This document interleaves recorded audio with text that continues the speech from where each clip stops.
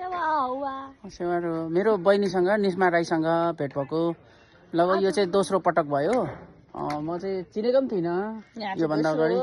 यो दोस्रो हो, माङ्सेबुङमा दोस्रो हो, दोस्रो हो। यो प्राङ्गणमा चाहिँ अस्ति खिबेगवायाको सेवा अर्थात् माघमा होइन, माघमा सेवा हुँदाखेरि हाम्रो भिडियो पनि यस्तरी बोलेको भिडियो भाइरल भएको छ, राम्रो चलेको छ हो, भाइरल। अनि अहिले गुरुआमाज्यूको 70औं शुभ जन्मोत्सव पनि भेट भएको छ। हिजो यहाँ के अरे अतिरिक्त खेलमा मैत्रीपूर्ण खेलमा चाहिँ शिक्षिकाहरूको खेल हुँदाखेरि चाहिँ जित्ने टिम हो होइन। टिकटकमा अनि टिकटकमा देखिरहेको थियो भिडियोहरू। अहिले हामी यहाँ कार्यक्रम स्थलमा यहाँ के हुँदैछ भनेर हेर्न आएको थियौँ। यहाँ हाम्रो निस्मा राई एकदम राम्रो हुनुहुन्छ, राम्रो हुन्छ, राम्रै हो एकदम, संसारकी राम्री भन्दा नि हुन्छ, संसारकी राम्री हो। अहिलेसम्म बिहा भएको छैन, कन्ने केटी हो। यो विज्ञापन पनि गरेको हो मैले।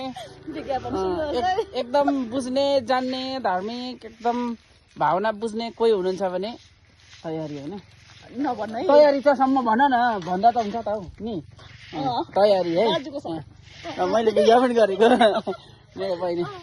ल सामाजिक सञ्जाल अब मेरो लगभग 25,000 धेरै फलोवर्स साथीहरू हुनुहुन्छ। अहिले माङ्सेबुङमा गुरुआमाज्यूको 70औं शुभ जन्मोत्सवको लगभग तयारी भइसकेको छ। यो चाहिँ फागुन 3 गतेदेखि 4 गतेसम्म हुन्छ र यता आत्मानन्द पवित्राङमा कप पनि चलिरहेछ। भर्खर म्याराथन दौड पनि सकिसकेको छ। कार्यक्रमको तयारी यस्तो छ।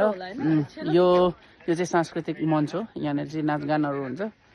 अनि यो चाहिँ अतिथि मञ्च, अनि यो देव मञ्च, उता अन्य परिवार, गुरु परिवार एवं सपरिवारको लागि त्यो पल्लो मञ्च। यो चाहिँ 1008 दीप प्रज्वलन गर्ने ठाउँ र यो यता माथि चाहिँ यस्तो देखाउनु पर्दा चाहिँ यो माथि चाहिँ किरात हाङसाम माङ्गिम सेवा हुने ठाउँ। तयारी सबै तयारी भइराखेको छ, मैले जानकारी गराएँ।